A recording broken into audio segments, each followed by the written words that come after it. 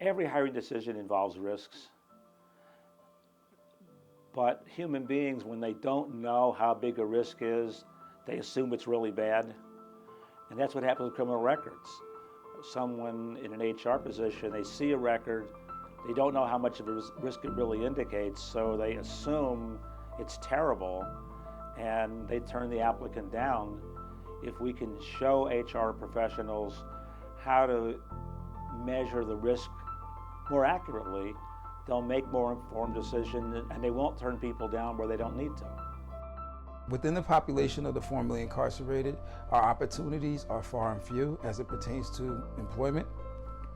So when we get those opportunities, we reward that opportunity with hard work and loyalty, which in turn is retention for the employer. Well, when I first started working with MAID, I was in the thing where I was like, I need something. I need something. I'll just do this and I'll go somewhere else, and I just use this as a jumping stone, as a resume booster, because 16 years you have no resume. You have nothing. Who's going to hire you? They say you have a 16-year gap when you come and tell them, yo, I need a job. So I said I needed it. I needed some kind of way to say I'm working, I'm a good worker. But when I got here and I seen the program and I seen the people that are just like me, coming from the same situation I come from the same walk of life, the same survival instincts, the same conditioning, because I'm in the process of being reconditioned, and the best way to actually see your reconditioning is to see people's in the same conditioning, and then while you fixing yourself, you don't have to reach out and fix them, because then they see that you're from there, and that example helps them fix themselves. So it's like, not only am I cooking, I'm being a service by showing them I get up every day, I go to school, I come here, I cook. So now they say, man, I could do that too. And he had a longer sentence than me. So I found it as me actually, I always look at this quote. Muhammad Ali said, the service you give to others is the rent you pay for your room on earth. So I thought of it like I'm actually cooking my passion and I'm doing a service. With Dawool being one of our first formerly incarcerated hires, he added immediate impact. He identified areas of improvement and came up with effective solutions. One of the top being diversifying our food supply by identifying partners in which we'd be able to receive donations from, which has since decreased our food costs by 30%. Our training focuses on HR staff and hiring managers who in the past would get an application and not consider the person based solely on the fact of a criminal background.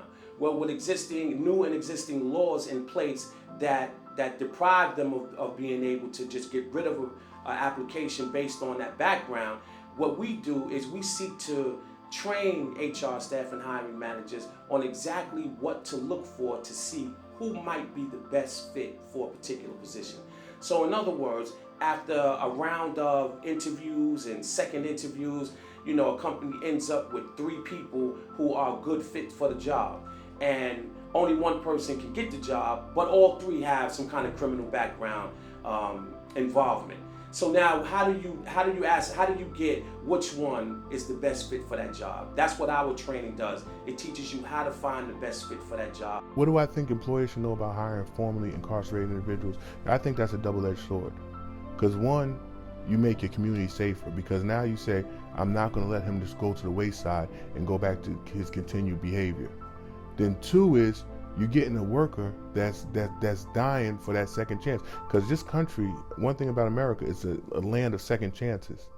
For people to come here, the immigrants and the pilgrims, the people that came here was coming here on a second chance. So this land, it has a history of second chance. So not only would they be making their community safe, they'll be taking a big chance.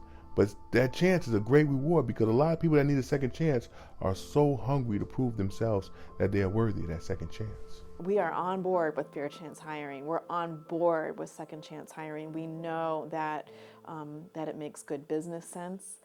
But the truth is that one of the most enduring stigmas in our society is around criminal record. And so there's lots of implicit bias that we human beings need to overcome when we talk about full inclusion of the 1 in 3 adults of working age in the United States who are impacted by a criminal record. And that means really putting ourselves through a methodical process where we have a chance to check out, okay, where might our implicit biases be getting in the way, and how do we put objective checks and balances in place? Yeah, Ishmael is one of our most prized stories, and the reason I say that is because Ishmael was a person who was referred to us by social service, just being released from prison, and was having a problem getting housing. And so we agreed to take Ishmael. After we went and interviewed him, we spoke with him and seen that he was the kind of person that we would want in our transitional house. And so we kept him, but Ishmael immediately began to make progressive strides. Like Ishmael was getting up, he was searching for work, he was he was active, he was proactive in filling out applications and asking us for pointers about going on interviews. He was very serious about changing his life around. The day I got my promotion, it was like a wonderful feeling. It brought tears of joy to my heart. It's like a long time coming, like from the time what I've been through and the things I achieved in life, and I was like, okay, I'm a hard worker. And the owner, she noticed that right away, and that's why she promoted me with this promotion, and I took full advantage of it, and it just like felt like a burden lift over your shoulders. Like I just felt relieved, like I felt like I was born again. I just felt amazed, and then like the best thing is like I'm at a position that I could help other people that have been in my shoes or have nothing, and that's what's the best thing about it. And I tell them that. I say, it wasn't just, nobody gonna hand you nothing. If you go out, you work hard. It sounds cliche, working hard. But you work hard because you work hard to set yourself up to where you can say, now I'm the example of, I made mistakes, my mistakes matured me, I learned from them, now look what I'm doing now. It's hard. Don't get it twisted, it's hard when you have to say, I'm waiting for somebody to cook me a meal I still ain't eat yet. But think about the days in prison, if you miss child, you didn't eat all day. And that's what I always relate to. People say, don't forget about your experiences, because when you do, you have to relearn the lesson. It's like if you forget the experience, okay, you have to renew yourself with the lesson. And who wants to do that?